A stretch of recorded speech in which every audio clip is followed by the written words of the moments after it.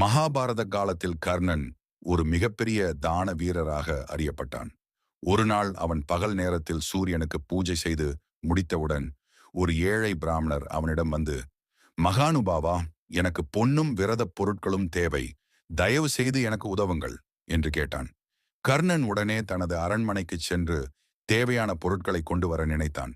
ஆனால் அக்கணத்தில் தெய்வீக தேசத்திலிருந்து இந்திரன் ஒரு ஏழை பிராமணரின் உருவத்தில் வந்து, கர்ணா, உன் கவச குண்டலங்களை எனக்கு தருவாயா என்று கேட்டான்.